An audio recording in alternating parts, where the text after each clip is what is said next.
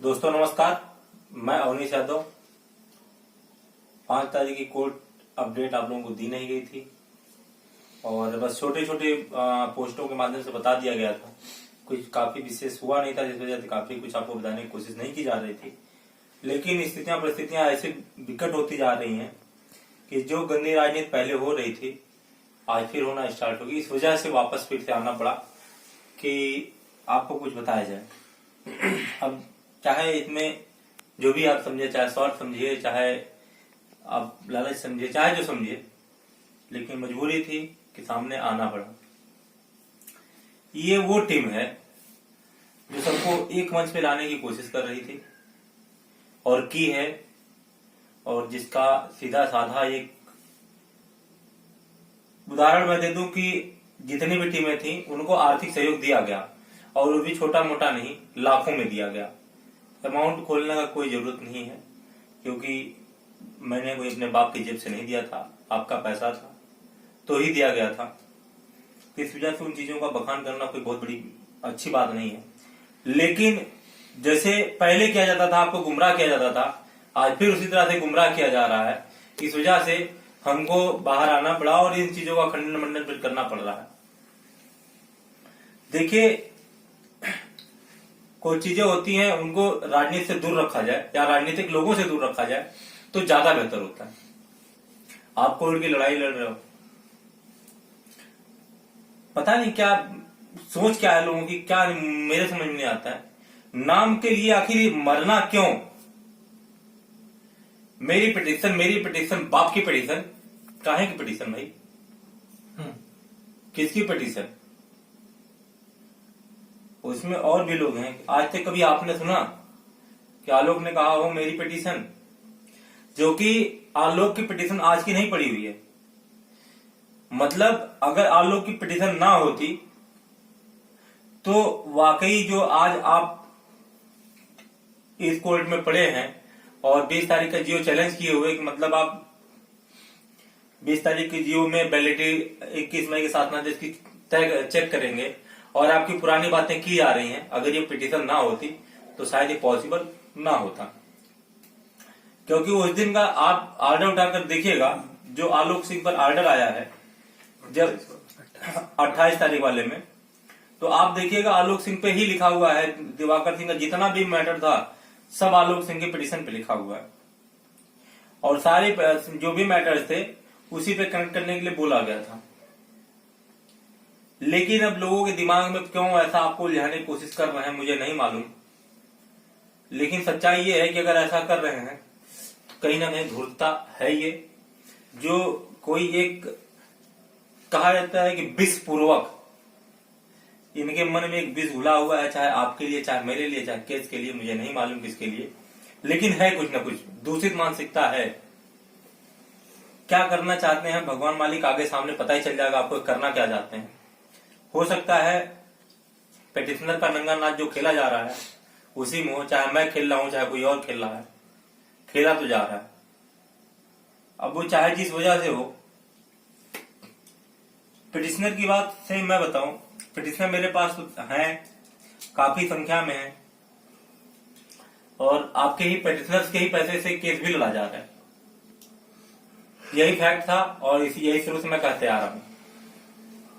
Prime उद्देश्य था case लड़ना, सेकेंडरी उद्देश्य था कि किसी तरह से जो है हम केस जीत जाएं और अगर कुछ ना मिले तो हमको पिटिशनर लाभ दिला दिया जाए। यही हमारा मूल टारगेट है, इसी पे हम काम कर रहे हैं और उसी पे किया भी जा रहा है। बाकी आपको बता ही दिया गया था, आपकी सर्टिफाइड कॉपी आपको दिखाई जा चुकी है। जो लोग पिटिशनर चिल्ला रहे हैं आज तक सर्टिफाइड कॉपी नहीं दिखा पाए हैं। इनफैक्ट मेरे अलावा कोई भी टीम एक सर्टिफाइड कॉपी प्रस्तुत नहीं कर पाई है या किसी भी को भी नहीं दिखा पाई है कि ये मेरी सर्टिफाइड कॉपी है, आपका इसमें नाम है, आपका अपना एडवोकेट था, आपने आपको जो है इस संख्या में इसमें आपको याची बना दिया गया। किसी ने नहीं बताया, फिर भी लोग आज भी हाथ पांव मार रहे हैं, शायद आपको गुमराह करने के लिए। पैसा सबको मालूम है, केस किसको लड़ना है, 19 को लड़ना है, लेकिन पैसा अगर जब केस मुझे लड़ना है, कल को याची ये बना के बैठ जाए, पैसा इनके पास हो जाए, एक नहीं देंगे वकील को, क्या करोगे आप? कहेंगे, आप कहोगे कि हाँ भैया कोर्ट अपडेट मिल रही है क्योंकि अमृतसर दे रहा है, तो कोर्ट अपडेट पा जाओगे। और कोई करे ना करे, बस फैक्ट यहां से है। देखो, सब लोग कहते हैं कि जब कभी भी अगर अंगुली एक आदमी तोड़ना चाहे तोड़ सकता है, लेकिन अगर हमारी मुट्ठी खोलना चाहे तो बड़ा मुश्किल हो जाता है, क्योंकि 5 उंगलियां बंद होती हैं। मैं आप लोगों को एक बार फिर मैं बताऊं, आप अपना स्वार्थ समझिए, मेरा स्वार्थ समझिए।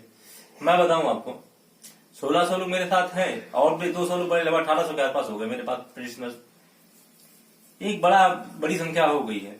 और मैं चाहता हूं जब भी वो एक मतलब जितना अधिक से अधिक संख्या कोर्ट में प्रस्तुत रहेगी, जितने ज्यादा से ज्यादा लोग रहेंगे, उतना ज्यादा चांसेस होता है। क्योंकि कोई भी कोर्ट फैसला देती है पब्लिक इंटरेस्ट पे देती है। कोर्ट के बहुत सारे आप जजमेंट उठा के देख लीजिएगा, उसमें आपको पब्लिक इंटरेस्ट मिल जाएगा। क्योंकि नियम भी बनते हैं, जो भी नियम से हम नहीं होते हैं, हमसे नियम होता है। सच्चाई यही है, कानून हमारे लिए बनाया गया है, ना कि कानून के लिए हम बनाए गए हैं। आप इस चीज को समझिएगा। तो जब हमारे हित की बात आएगी तो अपने भारत का संविधान ऐसा है जो बहुत ही फ्लेक्सिबल है। हम कभी आप देखे होंगे, एक चोर को फांसी हो जाती है, दूसरा चोर छूट जाता है। एक मर्डर को फांसी हो जाती है, दूसरे मर्डर को छोड़ दिया जाता है। क्यों? पब्लिक इंटरेस्ट होता है, नजरिया होता है, खून खून होता है। आप समझो इस बात को। अगर एक सैनिक जो है किसी पाकिस्तानी को मार देता है, पाकिस्तानी सैनिक को, तो कहा जाता है उसको परमवीर चक्र और तमाम पुरस्कार से, जो है अशोक चक्र, तमाम पुरस्कार हैं, उसको सम्मानित किया जाता है। लेकिन आप अगर कोई पाकिस्तानी आदमी या सैनिक घूमने आया हो, आप आम नागरिक हो, उसको मार दीजिए, आपको जेल हो जाएगी। फर्क ही होता है। तो आप समझो पब्लिक इंटरेस्ट की बात है, ध्यान दीजिए आप लोग इन चीजों को, गुमराह मत होइए। और काफी सारे लोग ऐसे हैं जो इधर उधर याची बने थे, अब हमारे पास फोन कर रहे हैं, भैया हमको अभी तक कोई सर्टिफाइड कॉपी फलाना आदमी नहीं दे रहा है, फोन कर रहे, फोन नहीं उठा रहा है, तो आप हमें बना लीजिए। आप लोगों का सबका स्वागत है। जिसको सर्टिफाइड कॉपी नहीं मिल रही है, आप सब बेझिझक आइए, आपकी समस्या को समझा जाएगा। एक मिनिमम चार्ज पर हम आपके लिए 3000 रुपए तो बिल्कुल नहीं लगाएंगे। एक मिनिमम चार्ज रख करके आप सबको पिटिशनर बनाया जाएगा। बाकी आप फिर उसी कूड़े में गिरना चाहते हो तो आप गिरिए, फिर मांगते रहेगा सर्टिफाइड कॉपी। ये तो अभी आपके पास चांस था कि सिंगल बेंच से रिवर्ट, वो उनका जो है इन्फेक्शन होकर के आप फिर सिंगल बेंच में हो। अगर बाय द वे आप सिंगल बेंच से यही केस हार गया, जीत के डबल बेंच में जाते, तो आपके पास कोई चांस ना होता। अभी भी दिमाग लगाइए, अपने आप को सोचिए, आप कर क्या रहे हो, किए क्या हो, और कौन क्या केस के लिए कर रहा है, ये ध्यान दीजिए। कुछ लोग हैं, जब अभी बीच में जब केस लड़ा जा रहा था तो पता नहीं किस बिल में घुस गए थे, पता ही नहीं चल रहा था।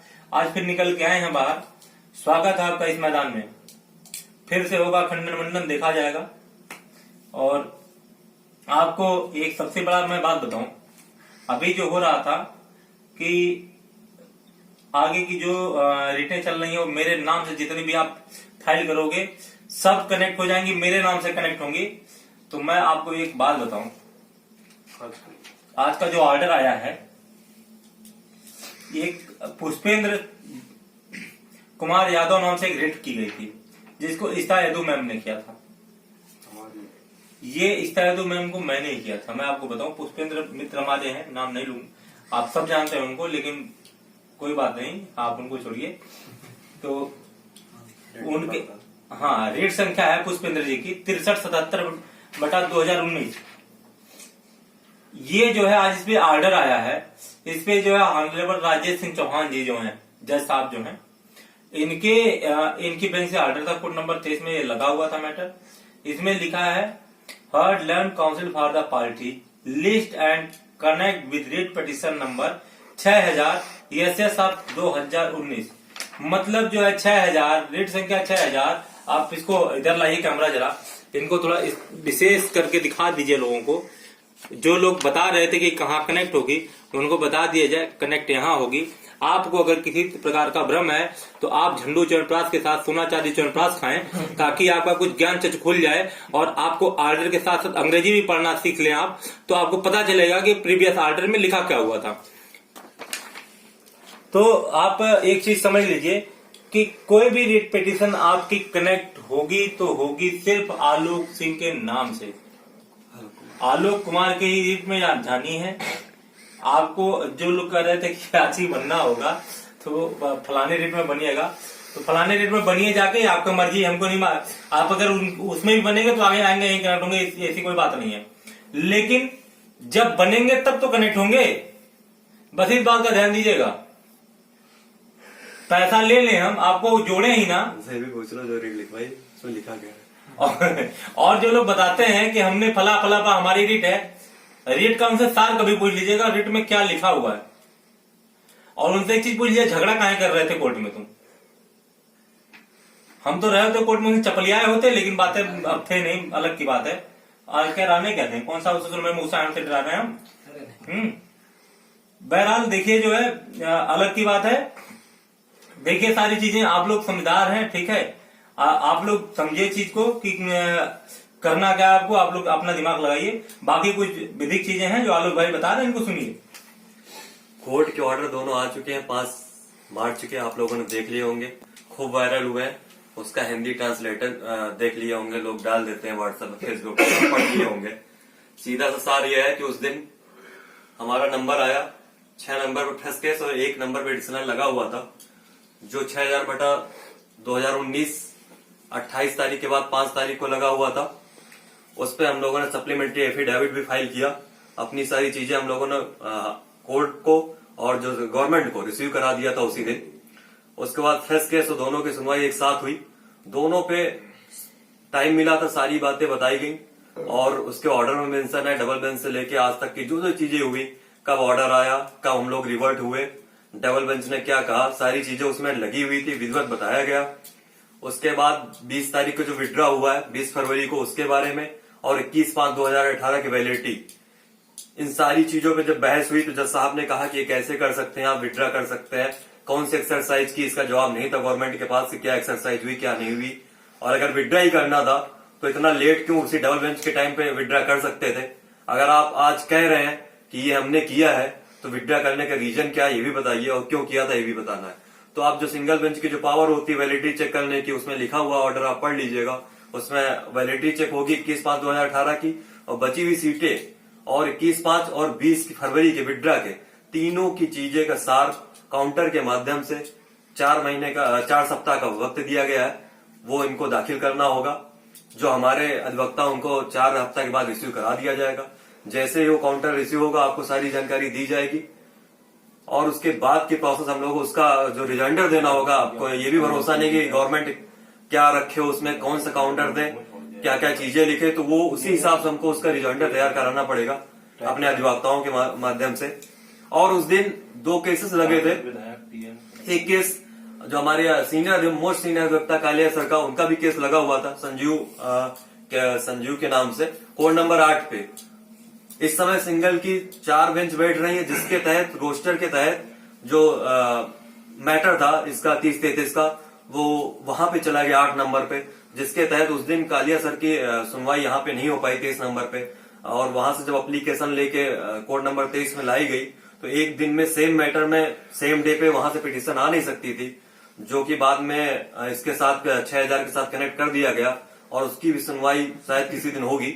मगर अब मोस्टली सुनवाई उसकी लगभग हो ही गई है, क्योंकि जितने भी अब ऑर्डर आएंगे सब 6000/2019 के कनेक्टेड रहेंगे और सब में एक ही बात होगी कि जो काउंटर का समय दिया गया है 4 महीने को, 4 सप्ताह का, तो उसको दिया जाएगा और उसके बाद उसका रिजाइंडर तैयार होगा। और 22 अप्रैल नेक्स्ट डेट है, 22 अप्रैल को सुनवाई होगी इस 30-33 की। और आप लोग भी अब काम आ गया है कि आप लोग भी अपने क्षेत्र के सांसद, विधायक, ज्ञापन बहुत जल्द हमारी टीम तैयार करके आप तक पहुंचाएगी। आप अपने क्षेत्र से ज्ञापन दीजिए सांसद महोदय को और विधायक जी को, और जिलाधिकारी लेवल पे इसका कार्य तेजी से बढ़ाए, ताकि आपकी जो सीटों के माध्यम से सीटें भरी जाएं और इसके चीजें जो है आसान हो और आपकी नौकरी जल्द से जल्द लगे। बाकी बहुत सारी बातें हाँ, इंटरिम रिलीफ के बारे में जो लिखा हुआ वो सब बात की बातें, कोर्ट के टेक्निकल पॉइंट है, वो तो होना ही है, क्योंकि आपकी सीटें, मैं फिर कह रहा हूँ, आपकी सीटें आप कोई भी नहीं छीन सकता और ना कहीं पे ऐड होंगी। ये बात वहां पे बोल भी दी गई थी कि सर इस बीच जब तक ये काउंटर आए ऐसा ना हो कि ये सीटें कहीं रिजर्व कर ली जाए या बैकलॉग में डाल दी जाए या कैरी फॉरवर्ड कर दी जाए। जज साहब का सीधा सा कहना था ऐसा कुछ भी नहीं होगा, हम 2-3 लाइनें और बढ़वा दिए गए, तो वही 2-3 लाइनें और बढ़ गई हैं। बेफिक्र रहिए, निश्चिंत रहिए, आपकी सीटें भरी जाएंगी पूरी। मगर आप भी अब सहयोग दीजिए, यूनिटी में रहे और सही टीम पे विश्वास रखिए। सबसे बड़ी बात यह है कौन काम कर रहा है थोड़ा देख लीजिए, अब अंधभक्ति मत जाइए, क्योंकि जिन लोग रिट और आईए का मतलब ही नहीं पता है, उनके खुद के डॉक्यूमेंट उनके पास नहीं रहते हैं। अब सारी परिस्थितियां हम आपको बता नहीं सकते, कोर्ट में जो भी कोर्ट में रहते हैं उनके सामने चीजें वो लोग जानते हैं, हम लोगों से जो मिलते हैं। बाकी अब आपका भी मेहनत का टाइम आ गया है, इलेक्शन का टाइम है, आप भी अपने क्षेत्र में ज्ञापन दीजिए ताकि सरकार आपके सीटों के बारे में सोचे और आपका काउंटर आपके पक्ष में लगाए। धन्यवाद। साथियों नमस्कार। जैसा कि आप सभी लोग जानते होंगे कि 5 तारीख को जो भी आर्डर आया हम लोगों के लिए राहत भरा आर्डर रहा और जज साहब के समक्ष सारे बिंदु रखे गए कि हम डबल बेंच से लेकर सिंगल बेंच सफर करते रहे, हमें न्याय नहीं मिला। इस संदर्भ में जज साहब ने राज्य सरकार को यह आदेशित किया कि आपका जो भी मैटर है ये बची हुई सीटों के संदर्भ में आप काउंटर दाखिल करिए, क्या करना चाहते हैं। ईश्वर ने चाहा तो हमारी जीत अवश्य ही मिलेगी और अपनी बची हुई सीटों को भराने के संदर्भ में हम लोग न्यायालय में अपनी प्रक्रिया सुचारू रूप से और मजबूती के साथ लड़ रहे हैं और आप सभी को अपने स्तर से जितना भी जोर हो शासन स्तर पर उसकी भी पैरवी करते रहें ताकि जल्दी से जल्दी अपना काउंटर लग सके और हमें न्याय मिल सके। ज्यादा कुछ ना कहते हुए अपने शब्दों को चंद पंक्तियों में सहेजने का प्रयास करते हैं कि लोग डूबते हैं तो समंदर का दोष देते हैं, अरे मंजिल ना मिलती है तो किस्मत का दोष देते हैं, अरे खुद तो संभल कर चलते नहीं। साथियों, खुद तो संभल कर चलते नहीं और जब लगती है ठोकर तो पत्थर का दोष देते हैं। साथियों, मैं आप सभी से कहना चाहता हूं, आप सभी लोग अपनी आंखें खोल के, अपने नयन चक्षु खोल करके काम करिए और बड़ी तत्परता के साथ काम करिए, क्योंकि ये समय आपको भी संघर्ष करने का समय है। क्योंकि जब तक धरना किया जाता था, आज पुनर्मूल्यांकन में 4688 लोग उत्तीर्ण हो गए हैं, बड़ी विडंबना है। लेकिन जब धरना किया जाता तो बहुत कम लोग आते थे। खैर, यदि उतने लोग आ जाते जितने लोग मात्र पुनर्मूल्यांकन में पास हुए हैं तो स्थिति परिस्थिति कुछ और होती। खैर, कोई बात नहीं, जो चयनित हो गए वो बधाई के पात्र हैं, अग्रिम शुभकामनाएं। और जितने लोग अचयनित हैं, 27,000 बची हुई सीटों में उनका लोकस है, वे सभी साथी तत्परता के साथ अपनी सीटें भराने का प्रयास करें। इन्हीं शब्दों के साथ अपनी वाणी विराम। धन्यवाद।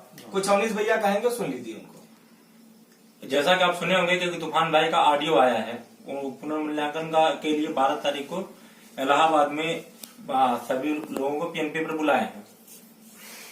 ये बहुत ही अच्छा कार्य है, क्योंकि काफी लोग ऐसे थे जो डीडी जमा किए, सब कुछ प्रोसेस कंप्लीट किए, लेकिन आज तक उन्हें कॉपी नहीं भेजी गई है। और ये बहुत बड़ा फैक्ट है कि अमरुद नारायण शुक्ला का ऑर्डर आता है और उसमें कहा जाता है कि फिर से इनको साइट ओपन करने के लिए, प्रत्यावेदन के लिए फिर से बोला जाता है। जो चीज पहले अस्तित्व में नहीं थी वो अस्तित्व में नई चीज आई और इन्होंने साइट नहीं खोला, ये कॉपी अभी तक नहीं देता, पुनर्मूल्यांकन में अप्लाई कैसे करते। यह एक बहुत बड़ा बेस है। अगर इसके तहत अगर लड़ा जाएगा तो निश्चित रूप से सफलता मिलेगी। जो लोग पुनर्मूल्यांकन नहीं भर पाए थे, कराना चाहते हैं, जिनको लगता है कि उनके 1-2 नंबर 4 नंबर बढ़ेंगे, बहुत सारे ऐसे लोग हैं। मेरे पास तो कॉल काफी लोग आए थे। मैं आप सभी लोगों से कहना चाहता हूं कि 12 तारीख को 12 बजे वो आके अब पीएनपी पहुंचेगा। आगे की रणनीति तो डिसाइड करेंगे उन्हें क्या करना है। इसमें मेरा हस्तक्षेप इतना होगा कि जहां जहां सहयोग की जरूरत पड़ेगी हर जगह मैं सहयोग के लिए खड़ा रहूंगा। बाकी का कार्य जो है तूफान भाई अपने स्तर से देख रहे हैं और वही देखेंगे। और सबसे बड़ी बात, एक चीज और समझ लीजिए, आप अंगूर का गुच्छे में होना बहुत ज्यादा जरूरी होता है। आप इस चीज को एकदम दिमाग में कंठस्थ एकदम कर लीजिए, बैठा लीजिएगा कि आप अगर गुच्छे से अलग होके जाएंगे, इतना बड़ा मैटर है पुनर्मूल्यांकन में, कम से कम आप जा रहे हो तो 1000 की संख्या में अगर आपकी पिटीशन जाएगी तो वो ज्यादा बेहतर आपके लिए होगा। आप अगर 100 लोग 200 लोग जाओगे तो गवर्नमेंट यही कहेगी कोर्ट में कि इन लोगों के लिए फ्री में मौका दिया गया था पुनर्मूल्यांकन में अप्लाई करने के लिए, लोग किए क्यों नहीं? तो ये बहुत बड़ा पॉइंट हो जाएगा, अपना वीक पॉइंट हो जाएगा। तो इस वजह से सब लोग इकट्ठा होकर जाइए, चाहे जिसके माध्यम जा रहे हैं, सारी पिटीशन एक वकील के माध्यम से एक दिन ही फाइल की जाए और संभवतः कोशिश की जाए कि एक ही साथ जो है एक नाम से ही मेन पिटीशन हो, तो उससे फायदा आपको होगा। जब एक बंच पिटीशन जाएगी तो कोर्ट को भी डिसाइड करने में लगेगा कितने लोगों का हित प्रभावित हो रहा है, जो कि लड़के सही हैं, इनके नंबर कॉपी में निकल रहे हैं, ये पास हो रहे हैं, इनका हित प्रभावित किया जा रहा है। अभी बहुत सारे ऐसे लोग हैं जिनकी पिटीशन वहां पे इलाहाबाद में पेंडिंग है और वो पास हो रहे हैं, लेकिन उन पर डिसीजन नहीं दिया गया है। ये बहुत बड़ा फैक्ट है। तो आप लोग अभी भी आपके पास अवसर है, जहां तक मुझे उम्मीद है कि एक बार फिर से पुनर्मूल्यांकन होगा तो लगभग कम से कम 2000 लोग और वाकई निकलेंगे। तो आप लोग इसके लिए भी तैयार रहिए। बाकी मैं अपने पुराने याचियों के लिए कहना चाह रहा हूं कि आप लोगों की जो पुरानी याचिका थी वो वाकई इन्फेक्चुअस हो चुकी, जो आपको बताया जा रहा है अलग अलग के फिर से बनना पड़ेगा कि नहीं बनना पड़ेगा, बनना फिर से पड़ेगा। लेकिन जो अमाउंट आपसे 3000 एक बार लिया जा चुका है, ये ऐसा नहीं है कि आपसे बार बार आपको आप कामधेनु गाय नहीं है कि आपसे दूध निकाला जाएगा बार बार। तो आपसे जो है एक हम लोग भी लगे थे वकील साहब से कि जो है एक मिनिमम चार्ज पे जैसे भी हो सके किसी तरह से कुछ किया जाए। आपके लिए एक कल वीडियो तो नहीं, आपकी ग्रुप में सबके जो है ऑडियो डाल दी जाएगी। और जो लोग हैं, जो लोग ग्रुप से लेफ्ट कर गए थे भाई, उनको जरूरत ही नहीं थी, तो बहरहाल अब आप आपकी समस्या आप जाने। जो लोग लेफ्ट किए थे, एक आध दो लोग जो किसी कारणवश छूट गए, जो ग्रुप में नहीं जुड़ पाए थे, वो लोग पर्टिकुलर मैसेज करके अपनी वीडियो या ऑडियो जो भी बनाई जाएगी उनके लिए वो ले लेंगे। मैं यूट्यूब पे इस वजह से नहीं डालूंगा कि पर्टिकुलर लोगों के लिए थी, जो पर्टिकुलर लोगों का ग्रुप मेरे पास है, तो मैं उसी में इसको डालना चाहता हूँ। आगे बाकी हमें पूरे सबको नहीं बताना है हम क्या कर रहे हैं क्या नहीं कर रहे हैं, ये आपका पर्सनल मैटर है, इसको सिक्योर रखा जाएगा। और जो नए लोग जो जुड़ना चाहते हैं, आप डिस्क्रिप्शन में देख लीजिएगा, आपको वहां पे सारी डिटेल मिलेगी। बाकी आप हमारे नंबर पर 9450 6033 पर आप सिर्फ इतना मैसेज करिए कि हमें याची बनने के लिए डिटेल दी जाए, आपको पूरी डिटेल दे दी जाएगी। आपको कैसे याची बनना है इसका पूरा प्रोसेस बताया जाएगा और आपको आपकी सर्टिफाइड कॉपी जल्द से जल्द प्रोवाइड की जाएगी। और जिन लोगों का 28 तारीख के बाद डेटा आया हुआ है, आप प्रोसेस में है। विगत पिछले कुछ दिनों में हमारी थोड़ी सी समस्या हमारी भी थी, हम चले गए थे घर क्योंकि कुछ हमें जरूरी काम था। महाशिवरात्रि का हमारे यहाँ पर्व मनाया जाता है, तो उसमें मैं आजमगढ़ गया था। लगभग 4 दिन में गायब रहा हूँ, 4 दिन बाद मैं आ रहा हूँ। तो अब आपका कार्य प्रोसेस में अब आज से जो है तेजी से स्टार्ट, पहले कार्य किया जा चुका है, लेकिन आज के बाद से कार्य आपका तेजी से स्टार्ट हो जाएगा। हम क्षमा प्रार्थी हैं, आपकी थोड़ा सी देरी हमारी वजह से हुई है, हम उसके लिए क्षमा प्रार्थी हैं। बाकी आपको जल्द से जल्द, जितना जल्दी से जल्दी हो सकता है, बाकी आपकी सारी चीजें आपको रेट संख्या से लेकर के याची नंबर तक आपको जल्दी से जल्दी प्रोवाइड किया जाएगा। धन्यवाद।